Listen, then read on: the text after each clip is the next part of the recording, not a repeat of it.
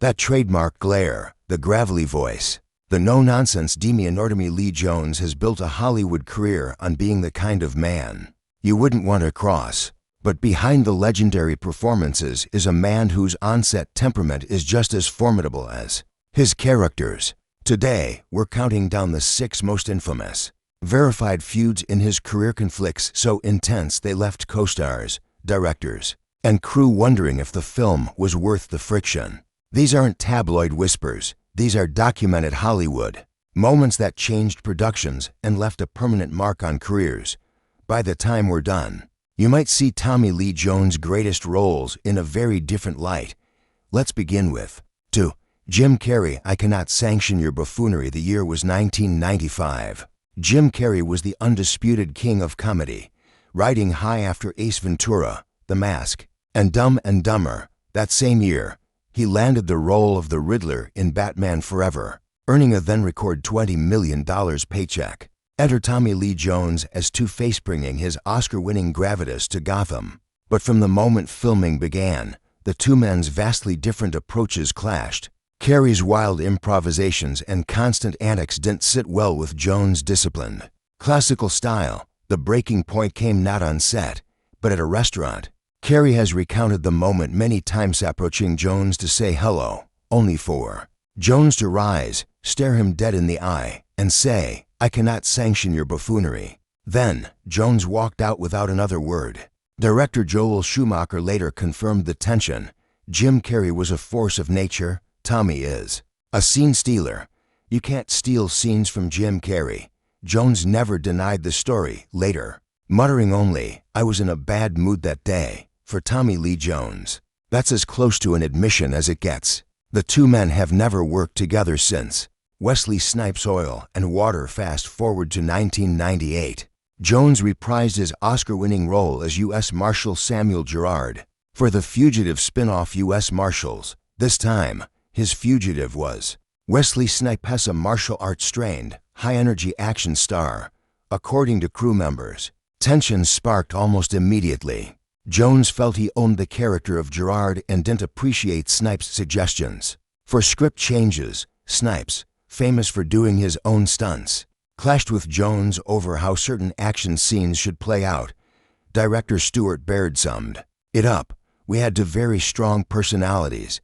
Tommy is methodical and precise. Wesley is more intuitive and physical. Oil and Water. Sometimes the tension got so bad that the two often communicated through intermediaries, rather than speaking directly. The set, one crew member joked, had all the warmth of Antarctica. Joel Schumacher, this isn't what I signed up for. While Joel Schumacher was an actor, his clash with Tommy Lee Jones on Batman Forever was too explosive to leave out. Jones' problems on set weren't limited to Jim Carrey, also had deep creative differences. With the man directing the entire production, Jones had stepped onto the Batman set fresh off his Oscar win for The Fugitive, expecting a dark, grounded take on Gotham's criminals.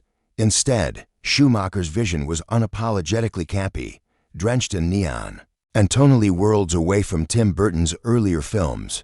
Production designer Barbara Ling remembered Jones looking at the colorful set pieces and muttering, "This is what I signed up for." The real breaking point came during filming of Two-Face's most over-the-top scenes, which Jones believed stripped the character of any psychological complexity. He had to be convinced just to finish certain sequences. When Premiere Magazine asked Jones about the movie in 1996, he dismissed it as childish and quickly changed the subject. Years later, when asked if he'd work with Schumacher again, he replied bluntly, "I doubt it."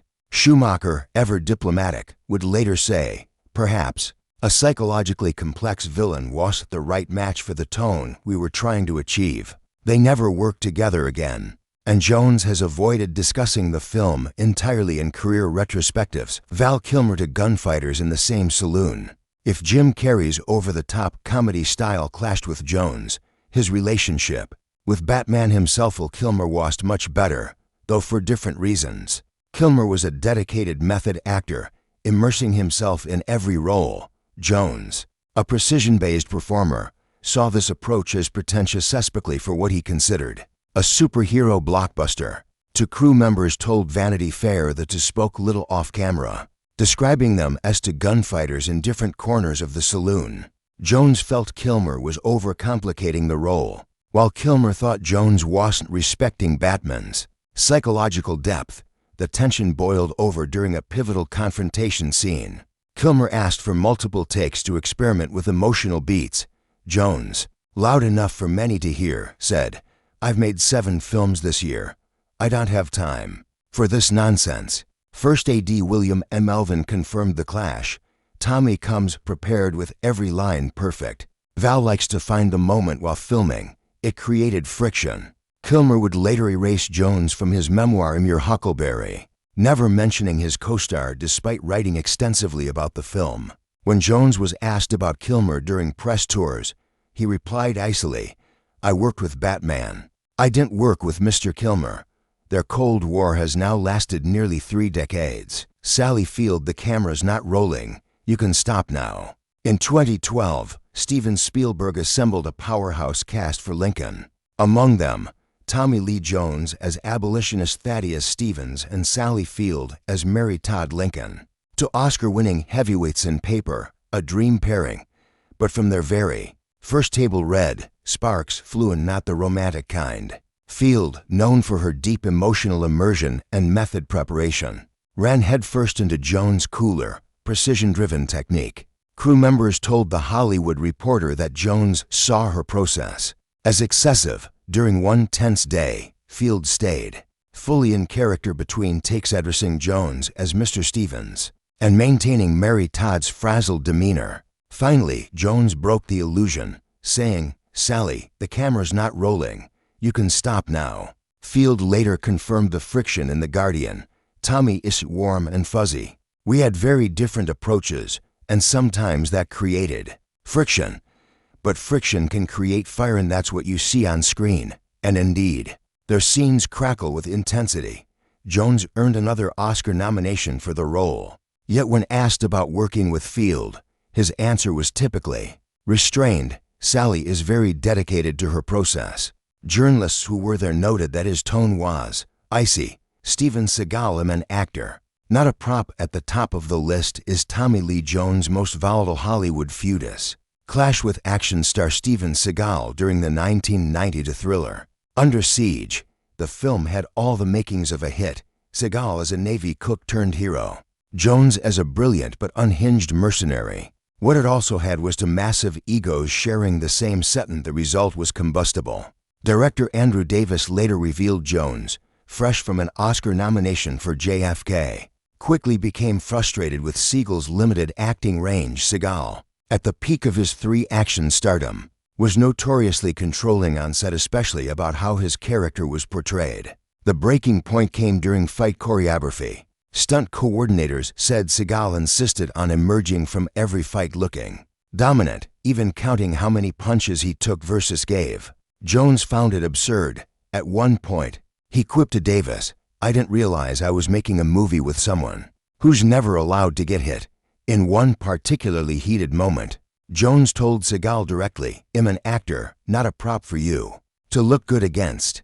Crew members described the tension as so thick you could cut it with a knife. The production began scheduling their scenes together only when absolutely necessary, like keeping two predators in separate cages until the camera was rolling.